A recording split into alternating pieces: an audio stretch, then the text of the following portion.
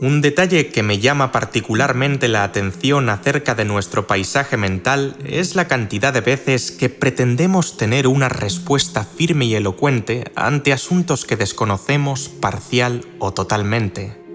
En plena era de la información, tanto la autocracia del buenismo infundado como la desbordante competencia mercantil contribuyen a que buena parte de la sociedad se sienta presionada, incentivada e incluso culpable por no saber lo suficiente acerca de tales asuntos o no poder desenvolverse en cuales disciplinas. Bien es cierto que poco o nada podrá improvisar una persona de a pie ante cuestiones plagadas de tecnicismos que giran en torno a ciencias tan complejas como la astronomía, la biología, la informática o la sociología.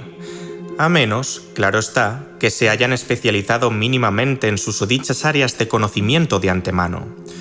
Con todo, ¿qué suele ocurrir conforme las preguntas se van haciendo más comprensibles, los objetos de discusión más cotidianos y el glosario de términos más accesible?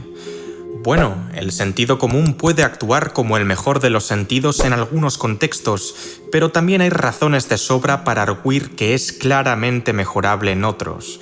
De facto, bastante malo.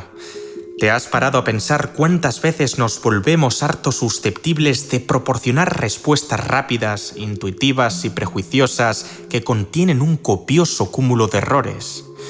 Por ejemplo, al opinar largo y tendido sobre alguien tras 5 escasos minutos de conversación, al vaticinar que una empresa crecerá desenfrenadamente sin tan siquiera analizarla, al saltar sobre una medida política cuando apenas comprendemos su trasfondo e implicaciones.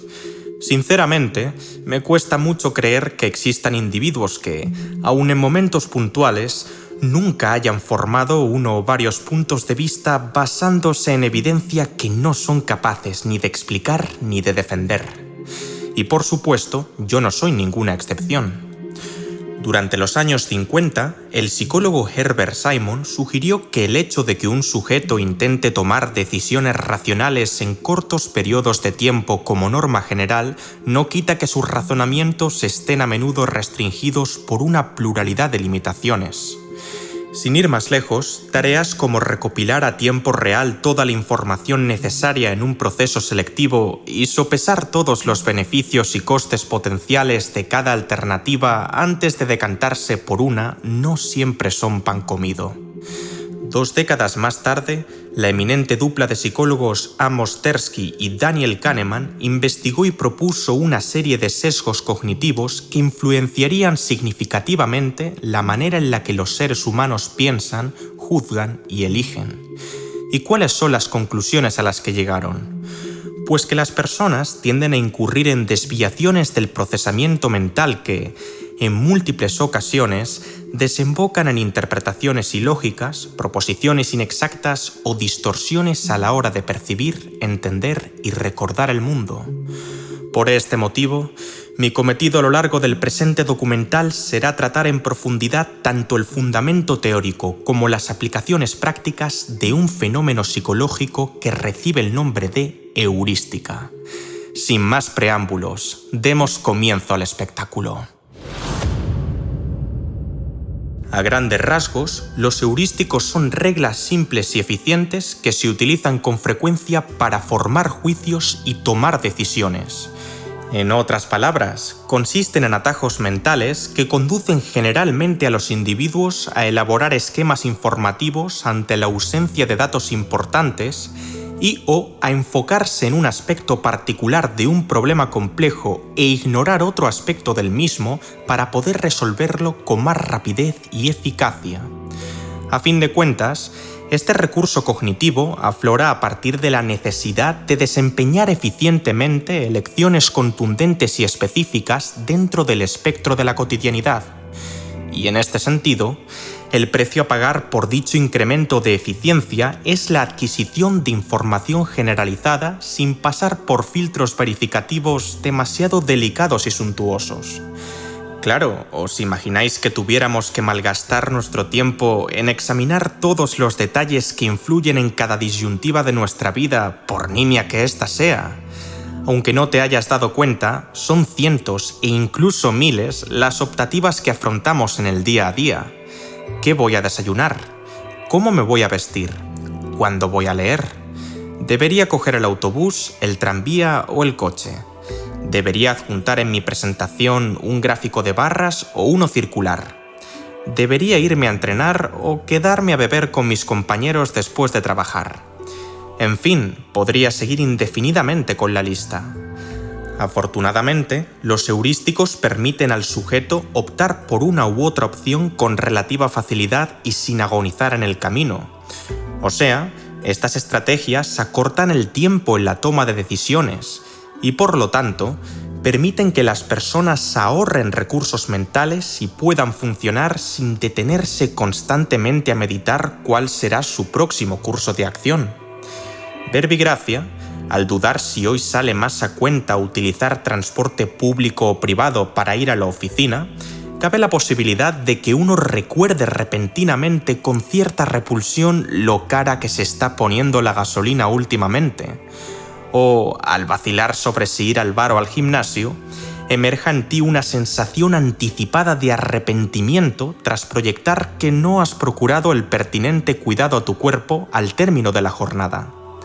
Siguiendo esta línea argumentativa, el enfoque teórico del psicólogo Jerzy Jerenser sostiene que la heurística suele ser más precisa que sesgada, pues, abro comillas, sus operaciones son lo suficientemente buenas para la mayoría de propósitos sin ser demasiado exigentes con los recursos cerebrales.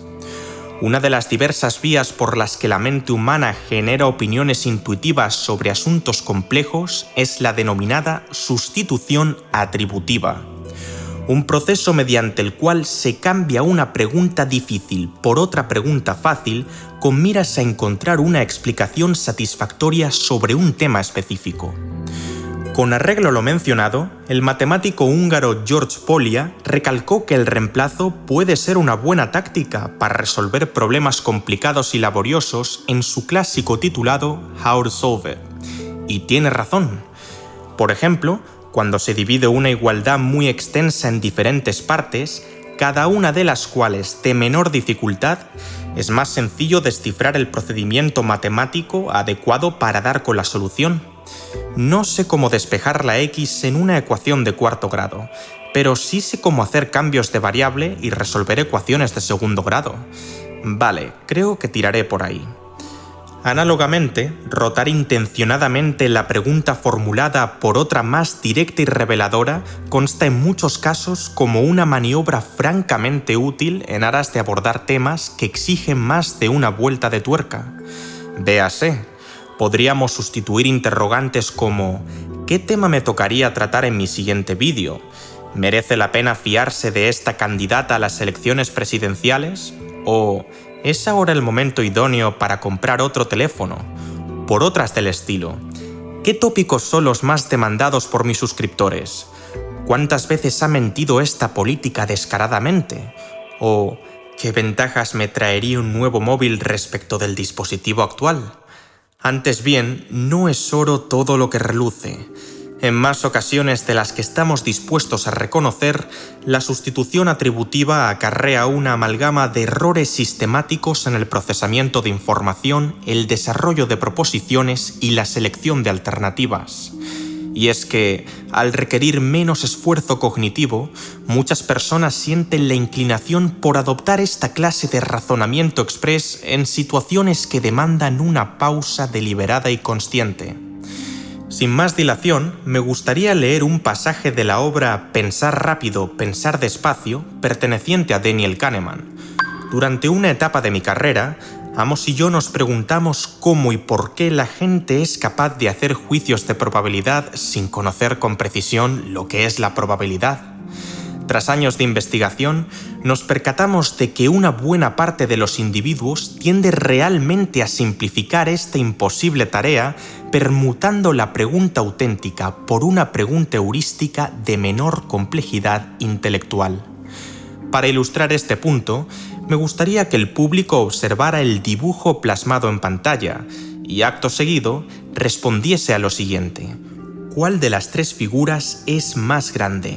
De buenas a primeras, el usuario medio sentiría el impulso de contestar que la silueta de la derecha es la más grande. Sin embargo, uno acabaría tarde o temprano advirtiendo que el tamaño de ambas no difiere en absoluto. Bien, ¿qué ha ocurrido aquí exactamente? Con la salvedad de que ya te hayas topado con ilusiones ópticas similares, tu profesión esté más o menos relacionada con el diseño, hayas mantenido una actitud escéptica desde el principio, o simple y llanamente tengas una buena visión espacial, tu sistema perceptual no está configurado para interpretar por defecto esta ilustración en 2 dimensiones, sino en 3. De ser así, la perspectiva de la pasarela que aparenta conducir a un plano profundo crea la sensación de que el hombre situado en la parte derecha está más lejos, y por ende es más grande que el de la izquierda. Y ojo, no es que los espectadores que hayan caído en la trampa captaran mal la pregunta original, sino que han sido víctimas de una ilusión. La prueba de ello es que, si yo hubiera dicho, por favor, comprueba si el tamaño de las 3 figuras es el mismo, mucha menos gente habría picado en el anzuelo. Lo que pasa es que no he pedido eso, sino, cito textualmente, ¿cuál de las 3 figuras es más grande? Y este incremento en el grado de libertad lingüística ha dado pie a que más de un miembro de la audiencia proceda a responder heurísticamente a otra cuestión parecida, mas no sinónima. ¿Cuánto mide cada hombre en comparación con los demás? De esta manera, la presente interpelación convoca un análisis tridimensional cuando lo que se necesita para resolver el problema es un análisis bidimensional.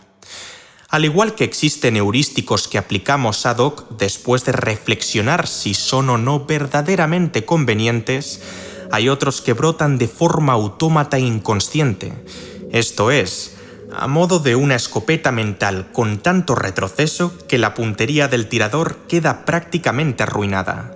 Nuevamente, me gustaría que consideraras las siguientes preguntas junto a sus respectivas auxiliares. ¿Cuánto dinero de su sueldo destinaría usted a ayudar a alguna organización contra el cambio climático? Por ¿cuánto me asusto cada vez que me imagino un mundo sin agua? O ¿cuánto me enfado cada vez que un partido político utiliza la excusa del calentamiento global en virtud de sus intereses egoístas? ¿Qué popularidad alcanzará el presidente del gobierno de aquí a 6 meses? Por ¿cuál es la popularidad del presidente en estos momentos? O ¿qué popularidad me gustaría que alcanzara de aquí a medio año? ¿Cuál es el mejor videojuego de la historia? Por ¿cuál es la saga con la que más he disfrutado? ¿O qué título está mejor valorado por la comunidad? De acuerdo, tratar seriamente estas cuestiones pocos segundos después de escucharlas sin previo aviso es un tanto dantesco. No obstante, ¿hasta qué punto sería oportuno maquinar una contestación sirviéndose única y exclusivamente de las alternativas en lugar de las originales? Desde luego, una ciudad tragada por el mar, un jefe de estado polémico o un juegazo de tu consola favorita suelen venir ya acompañados de numerosas impresiones sensibles, pensamientos automáticos y o representaciones audiovisuales que evocan plurales creencias y sentimientos que facilitan la elaboración de una respuesta. Con miras a este enfoque, el sujeto no se vería forzado a trabajar cognitivamente en demasía, y quizás ni siquiera note que apenas ha discurrido la cuestión inicial. Empero, transitar la senda de la inmediatez no siempre es una buena idea. Más que nada, porque podríamos pagar las consecuencias si las preguntas nos comprometen de forma más directa. A nivel personal, si yo hubiera encarado en el pasado dilemas tan delicados como si merecía realmente la pena abandonar los estudios universitarios, el aprendizaje de idiomas o la creación de contenido, ciñéndome solo a planteamientos semejantes a ¿cómo me siento al ir a clase, hablar francés o editar vídeos en estos momentos? O ¿por qué la enrevesada situación que estoy atravesando no mejorará jamás? Os aseguro que habría dejado dichos proyectos y actividades hace tiempo. Por ello, es menester hacer uso de un recurso que Amos Tversky bautizó como pausa crítica nada más se ponga en marcha la maquinaria asociativa. ¿Es la película mental, emoción reactiva u ocurrencia instantánea un recurso útil ante la disyuntiva que me atañe? o por el contrario, un desvío de la atención que perturba la coherencia del juicio.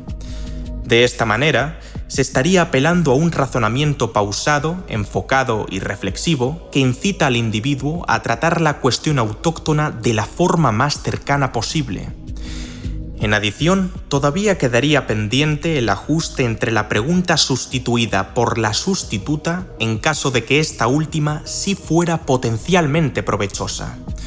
Por ejemplo, al evaluar cuánto deberíamos involucrarnos con la causa climática en función de la preocupación que sintamos por un futuro declive de nuestra región, habremos de estipular una aportación monetaria concreta hacia una asociación que ponga de veras remedio a las problemáticas vigentes y emergentes. Asimismo, basarse en las valoraciones de jugadores y expertos para puntuar un videojuego no tendría por qué ser el único factor que compute dentro del veredicto final. A la postre, las heurísticas guardan un símil con el fuego. Bien utilizado, proporciona luz, calor y alimento. Mal utilizado, puede acabar quemando. Habida cuenta de ello, ¿qué clase de atajos mentales son los más comunes y perniciosos? Pese a que son incontables las categorías que podría nombrar, me gustaría centrarme en dos de los principales tipos de heurísticos. En primer lugar, la heurística del afecto se manifiesta cuando las simpatías, preferencias e intereses del sujeto, bien sean favorables o desfavorables, desempeñan un rol demasiado condicionante en sus creencias sobre el mundo. Un caso bastante claro es cómo las opiniones políticas de las personas con un pensamiento altamente polarizado acaban dejando entrever qué argumentos considerarán convincentes y cuáles no. Si una reforma económica concordara con las ideas promulgadas a cal y canto por su bandada ideológica, este perfil tendería a buscar razones por las cuales sus beneficios son sustanciales, eludir sus inconvenientes más significativos y justificar los motivos por los que sus costes son más razonables respecto al resto de elecciones. Paralelamente, la actitud emocional conforme a movimientos y doctrinas tan variados como el veganismo, el feminismo, el capitalismo o el cristianismo rara vez suele estar desligada de posiciones sesgadas en sus pros y contras. Si alguna de estas ideas nos disgusta de antemano, es probable que tendamos a sentenciar que sus aspectos positivos son desdeñables y que sus aspectos negativos son mayúsculos. A la inversa, si alguna de estas nociones es de nuestro agrado, es presumible que procuremos creer que sus frutos son suntuosos y que sus riesgos son irrisorios. De todos modos, la primacía en la generación afectiva de conclusiones no implica necesariamente que todas las mentes estén igual e íntegramente cerradas ante pareceres con el potencial de alterar su razonamiento sensato. Para continuar, una vertiente digna de mención es la denominada heurística del ánimo, y de el enjuiciamiento de una situación con base en estados emocionales temporales en vez de estados anímicos más representativos. La investigación llevada a cabo por Fritz Strack, Leonard Martin y Robert Schwartz con estudiantes alemanes es quizás uno de sus ejemplos más notables. Grosso modo, el equipo entregó a los jóvenes una encuesta que incluía una variada batería de preguntas, entre las cuales hubo dos de especial interés teórico que pretendían estimar los niveles de felicidad en un área particular versus en un plano holístico. Sin embargo, el orden y contenido de estas cuestiones sería distinto a lo largo de los tres grupos que conformaron el experimento. En el grupo A se colaron las dos siguientes preguntas en un punto más o menos intermedio del cuestionario. ¿Cómo está yendo tu vida en general? Y ¿qué tal te va en tu vida amorosa? Tanto en el primer interrogante como el segundo, los encuestados debían indicar en una escala de 11 puntos cuán felices se encontraban a partir de etiquetas cualitativas que oscilaban desde bastante infeliz hasta extremadamente feliz. Lógicamente, uno de los fines del estudio era comprobar en qué medida las variables asociadas a ambas cuestiones, véanse, bienestar general y bienestar específico, iban de la mano. Bien, ¿dirías tú que la satisfacción vital reflejada por el conjunto de alumnos de la muestra iría en aumento conforme mayor fuera el contentamiento con su vida amorosa? Pues no, la correlación fue del 0.16, o para que nos entendamos, del 16%. Al haberse formulado la pregunta abstracta y global antes que la específica, era de esperar que la primera no llevara siempre inmediatamente al recordatorio de que las cosas podrían ir mejor o peor en el ámbito del amor, aunque dicha ocurrencia tampoco se tacharía de arbitraria. Ahora bien, el procedimiento no concluyó aquí. A la par, otros dos grupos de estudiantes leyeron exactamente los mismos apartados, pero en orden inverso. ¿Qué tal te va en tu vida amorosa? ¿Y cómo está yendo tu vida en general? Como bien anticipará más de un oyente, los resultados fueron totalmente distintos. Por un lado, las cuestiones del grupo B se introdujeron en una lista cuya tónica estaba relacionada con la felicidad, y la correlación aumentó a 0.26. Y por otro lado, las cuestiones del grupo C fueron colocadas dentro de un contexto conversacional totalmente casual, y fue aquí donde el primado tuvo un efecto más sobresaliente con una correlación de 0.55. Mientras que los primeros participantes dieron indicios de que su vida amorosa no ocupaba un lugar central en su dicha, o, por lo menos, de que su historial de amantes y parejas no protagonizaría de forma directa un rol tan contundente sobre su íntegra felicidad, los últimos sí mostraron una reacción emocional al expresar su bienestar total cuando se les pidió pensar previamente sobre su vida sentimental. Los autores propusieron en su artículo la posibilidad de que algunos jóvenes del tercer grupo revivieran e invocaran sensaciones placenteras o desagradables que condicionaron su atención, percepción y memoria sin que fueran plenamente conscientes de ello. Y no es que los miembros constituyentes de los dos bloques restantes fueran menos susceptibles de reaccionar emocionalmente, sino que no estaban sujetos a unas u otras emociones cuando se les interrogó sobre su satisfacción general. Para Masinri, este experimento se ha repetido con dispares modificaciones, dando lugar a patrones similares en tanto que la pregunta sobre la felicidad viniese inmediatamente precedida por otras sobre la situación económica actual o el vínculo afectivo con los padres. En segundo lugar, la heurística de disponibilidad consiste en un atajo mental mediante el cual el individuo extrae ejemplos inmediatos y anecdóticos en pos de evaluar un concepto, método, decisión o acontecimiento determinado. Básicamente, este fenómeno opera sobre la noción de que, si algo se puede recordar, entonces debe ser importante, o en su defecto, más importante que los sucesos que no se recuerdan tan fácilmente. Scott Plous la describió con las siguientes palabras en su artículo titulado Availability Heuristics. Cuanto más accesible sea un evento para la mente, más frecuente y probable parecerá. En otras palabras, cuanto más viva esté la información mental, más proliferará la impresión de que su contenido es sencillo y convincente. Lo cierto es que podría nombrar ejemplos de heurística de disponibilidad a raudales. Calificar una calle como peligrosa porque acabamos de verla en un asalto emitido por televisión y justo rememoramos cómo un amigo también sufrió un robo en la misma avenida tiempo atrás. Concluir que la oferta inmobiliaria en un distrito es escasa si estamos buscando apartamento y observamos cómo otra persona de nuestro círculo de amistades no ha tenido éxito todavía en esta tarea.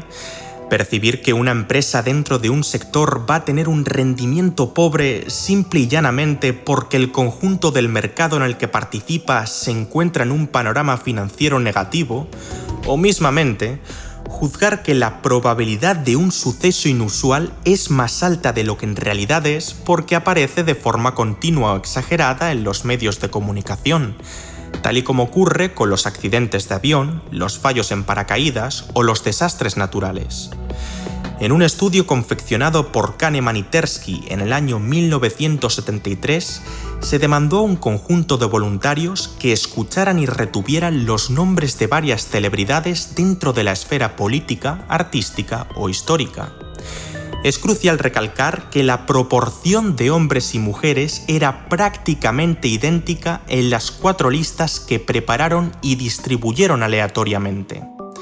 El quid de la cuestión es que 2 repertorios contenían a mujeres más famosas, véase Elizabeth Taylor, frente a hombres menos conocidos, véase William Fulbright, mientras que las otras 2 contenían a hombres más famosos, véase Richard Nixon, frente a mujeres menos conocidas, véase Lana Turner.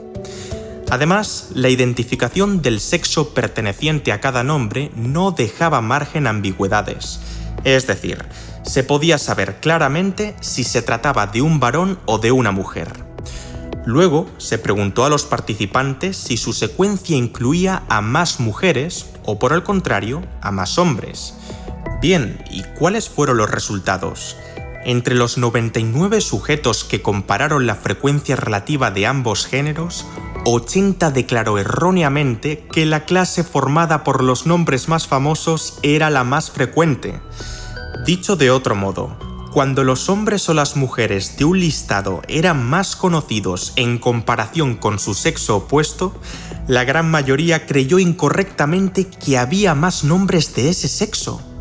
La interpretación de la dupla de psicólogos fue, cito textualmente, que la elevada disponibilidad hacia las personas más populares fomentó un sesgo estadístico en las estimaciones de proporcionalidad.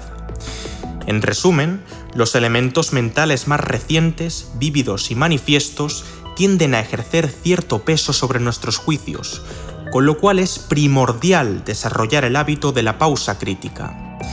Llegados a este punto, una heurística muy interesante que ya he tratado en un documental aparte y cuya dinámica está íntimamente vinculada a los 2 tipos anteriores recibe el apelativo de efecto halo. Ahí explico en detalle las claves en la formación de prejuicios y estereotipos.